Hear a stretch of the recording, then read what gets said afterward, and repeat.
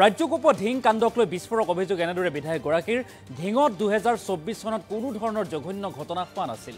তফাজ্জুল ইছলাম নামৰ যুৱকজনক নাটকীয়ভাৱে হত্যা কৰা হৈছিল যাতে হিন্দু আৰু মুছলমানৰ মাজত সংঘাত সৃষ্টি হয়। আৰু ঘটনাৰ দীৰ্ঘদিনৰ পিছত হঠাৎ এই অভিযোগ উত্থাপন কৰিছে এতিয়া বিধায়ক আমিনুল ইছলামে।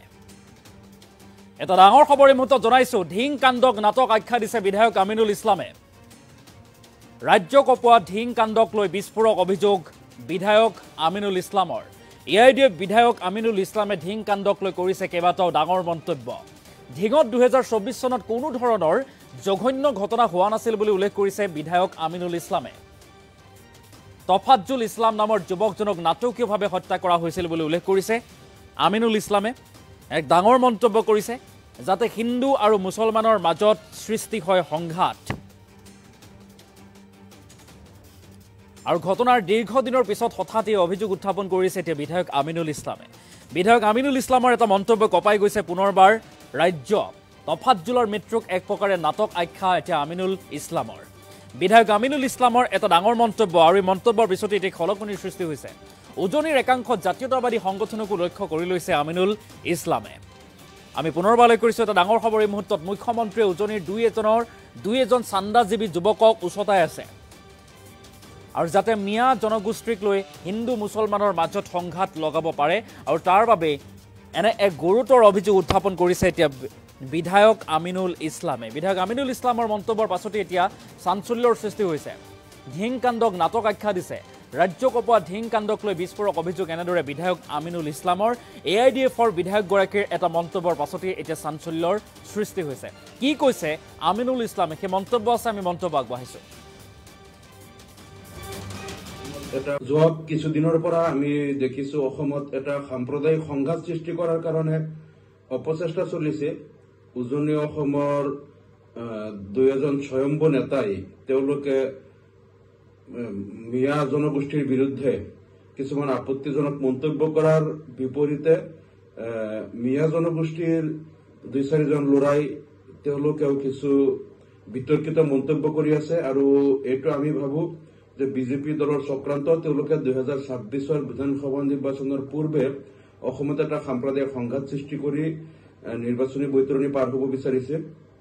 আৰু আজি মই দেখিছো উজনি অসমত 2 এজন স্বয়ম্ভু নেতাই তেওঁলোকে তাত কিছু শ্ৰমিকসকলক বিচাৰি আছে। শ্ৰমিকক উৎপীড়ন কৰাৰ কাৰণে তেওঁলোকে এটা অপচেষ্টা আৰম্ভ কৰিছে। গতিকে ৰাজ্য চৰকাৰক আমি দাবী জনাও যে চৰকাৰে অতি সোনকালে অতি তৎপৰতাৰে এনেধৰণৰ যিবিলাক সাম্প্ৰদায়িক সংঘাতময় যিটো পৰিস্থিতি মোকাবিলা কৰক, নহলে অসমখনত এটা জুই জ্বলিব পাৰে। আৰু এই ক্ষেত্ৰত ৰাজ্য চৰকাৰৰ ভূমিকা সন্দেহৰ ঊৰ্ধত নহয়, কাৰণ আমি দেখিছো স্বয়ং মুখ্যমন্ত্ৰীয়ে কিছুমান উচতনিমূলক মন্তব্য কৰি এটা সংঘাত সৃষ্টি কৰিব বিচাৰিছে। কেইদিনমান পূৰ্বে তেখেতে কিবা গাহৰি ফাৰ্ম খোলাৰ কথা কৈছে। গাহৰি ফাৰ্ম এইকাৰণে খুলি আছো যাতে মিয়া জনগোষ্ঠীৰ লোকে ইয়াৰ পৰা চুৰ কৰিব নোৱাৰিব। তেওঁ কিবা আঁচনি লৈছে, গাহৰি ফাৰ্ম কৰক, তাতে হিন্দু মুছলমানৰ প্ৰসংগ টানি আনি যিকোনো চৰকাৰী আঁচনিত সাম্প্ৰদায়িক ৰাজনীতি কৰাটো কোনো পধ্যেই গ্ৰহণযোগ্য নহয়। আমি তাক গৰিহণা দিছো। তাৰ কিছুদিন পূৰ্বেও আমি দেখিছো ঢিঙত এটা নাটকীয় পৰিস্থিতিৰ সৃষ্টি কৰি সমগ্ৰ অসমত এটা উত্তপ্ত পৰিস্থিতিৰ সৃষ্টি কৰা হল।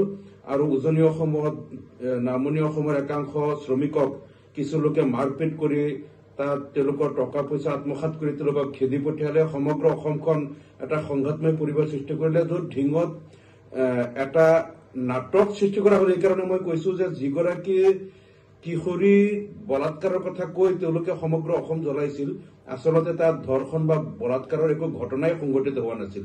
এইটো সম্পূৰ্ণ এটা কাল্পনিক আৰু এটা মনে সজা অপপ্ৰচাৰ কৰি সমগ্ৰ অসমখন উত্তপ্ত কৰি পেলালে। এইটো আপোনালোকে যদি চাই যে ঢিঙৰ যিগৰাকী কিশোৰীক বলাৎকাৰৰ কথা কৈ তেওঁলোকে সমগ্ৰ অসমত সাম্প্ৰদায়িক উত্তেজনা সৃষ্টি কৰিলে চৰকাৰে, সেই কিশোৰীগৰাকীৰ পৰিয়ালৰ ভাষ্য আপোনালোকে শুনক, কিশোৰীগৰাকীৰ ভাষ্য শুনক। আনকি নগাঁও মেডিকেল কলেজত ছোৱালীজনীৰ তাত পৰীক্ষা কৰা হৈছে, ট্ৰিটমেণ্ট কৰা হৈছে, তাতো গৈ মেডিকেল ৰিপৰ্ট চাওক, তাত ধৰ্ষণৰ নিচিনা একো ঘটনাই সংঘটিত হোৱা নাই। সম্পূৰ্ণ এটা কাল্পনিক আৰু মনে সজা কথাৰে এগৰাকী কিশোৰীক মিয়া জনগোষ্ঠীৰ লোকে ধৰ্ষণ কৰা বুলি সমগ্ৰ অসমখন জ্বলাই দিয়ে। ইয়াত তফাজ্জল নামৰ এজন ল'ৰাক তেওঁলোকে পলাই গৈ পুখুৰীত পৰি মৃত্যু হোৱা বুলি এজন ল'ৰাক হত্যা কৰিলে। অসমত ইমান অঘটন ঘটাই দিলে য'ত ধৰ্ষণৰ নিচিনা ঘটনাই মুহূৰ্তত হোৱা নাই। গতিকে এটা কাল্পনিক ধৰ্ষণৰ ঘটনাৰে এনেকৈ কৰিলে আৰু তাত চৰকাৰে আমি দেখিছো যে চৰকাৰে তাত ইন্ধন যোগালে এই ঘটনাটোক লৈ সাম্প্ৰদায়িক ৰাজনীতি কৰাৰ কাৰণে।